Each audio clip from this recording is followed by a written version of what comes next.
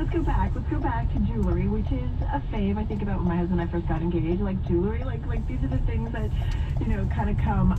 Chris, walk us through, and I do love that you guys have, I think, a variety of price points here. I mean, it's jewelry. I know. What do you mean by variety, Cheryl? Oh, Cheryl means price upon request is a variety. It's a surprise if it's price upon request. Beautiful gold leather. So that's one of my favorite pieces. The IWC Portuguese or Eternal Calendar is another one of my favorite pieces. It is a moon phase that will be accurate for 45 million years and was by far one of my favorite watches to come out this year. Yeah, be sure to leave it to the ancestors, 45 million years. Look at the watches. Is that favorite for you? We know you love watches, or Timepieces. do you have a favorite? Timepieces, sorry. No, they're close. Or eternal calendars. Tomato, timepieces. Well, actually, when I asked Kristen if we could get the IWC watch, the Eternal Calendar, she was like, yeah. I was like, really? I was super psyched to shoot it. What I love on this page is the range. There's the Hermes Cut watch, which is not a very expensive kind of everyday watch that's for people. You could wear it to work, you could wear it swimming. We have this very cool new watch called the Papar Anillo, which is $750. It's a very innovative GMT, which means it tracks 2 time zones. It just looks very funky, and everyone would ask you about it if you wore it. And then we have some very cool, more flashy watches from Audemars Piguet and Vacheron, Constantine, and Rolex. All right, Kristen, we've just got about 30 seconds left here. Too late for people to get stuff. I mean, this is going to be, it's the Christmas weekend, the Hanukkah weekend. You're still, thinking about what I need to get for people. Is it too late to get some of this stuff? Order today, shipping, or get out this weekend and brave the crowds at the mall. Go shopping. To go right when they open. Totally love it. Guys, thank you so much. Some really cool stuff there, Tim. That's Bloomberg Pursuit Senator Chris Rouser and Kristen Shirley, Bloomberg's contributing writer and founder of La Fatiata. And that wraps up our weekend. Pilots were shot down over the Red Sea in an apparent friendly fire incident, says the U.S. military. Friendly fire meaning from American forces. More details coming. No word on their conditions. The Red Sea is between the Arabian Peninsula and Africa. Holiday shopping nightmare the weekend before Christmas. Police responding to a suspected drunk driver chased a black pickup truck until it smashed into a busy shopping mall in the past hours in Killeen, Texas, north of Austin. Suspect broke through the doors and continued to travel through the JCPenney store, striking multiple people. Ryan Washko of Texas State Public Safety. The trooper and the Killeen police officer continued on foot after this vehicle, which was driving through the store, actively running people over. The law enforcement spokesman says officers shot and killed the driver. A total of 5 people injured. Police in Germany investigating the driver of a car they say smashed into a Christmas market, killing 5 people, a 9-year-old and 4 adults, and injuring 200 others. Yesterday, dozens of those hurt were in the hospital. A nurse on scene, Shireen Pham. I started to see people on the ground bleeding on their heads, and with broken. The contract drivers were members of the Teamsters Union and by Starbucks employees in California, Chicago, and their home base, Seattle. Issues are better pay, benefits, and working conditions. Workforce commentator Thomas Phillips. The housing market in Seattle has absolutely exploded. So it's gone up 218%, and wages have not nearly gone up. $18 an hour doesn't go very far. You're listening to ABC News. Holidays are upon us, and you know what that means. It's a crazy, stressful time of year. That's why I want to tell you about Magnesium Breakthrough from Bioptimizers, with 7 proven forms of magnesium to target every system in your body. Don't let stress and burnout ruin your holidays. Get Magnesium Breakthrough from Bioptimizers and give your body the magnesium it craves. It's the perfect gift for yourself or a loved one this holiday season. For an exclusive offer, go to bioptimizers.com/radio and use promo code radio during checkout to save 10% and transform your health. That's bioptimizers.com/radio. Offer not valid in all states or prohibited by law. Loans are subject to lender approval. See website for details. Bills piling up? Rent due? Just need some extra cash to get by? Then you need to go to getcash.com, where you can get approved for a loan of up to $10,000 in minutes. No need to search through endless loan sites. Getcash.com is one of the largest lender networks. They can help anyone get up to $10,000 regardless of their credit score. Best part, the money can be in your bank account.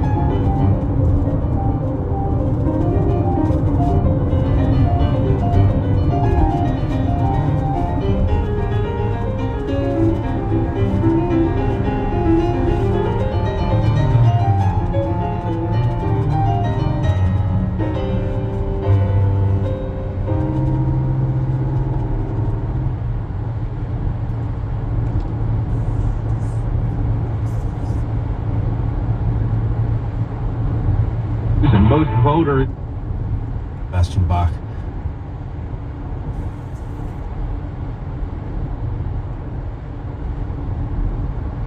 So ago, a whole new council for the most part coming in. Joining us now is Council Member Bob Kettle, one of those new members who was elected last year. Thank you so much for taking the time. Thank you, Jeff. I really appreciate the opportunity to be on with you. We'll start with the issue of public safety. That was sort of the issue that drove a lot of the change in your election and the number of other people that came into the council at that time.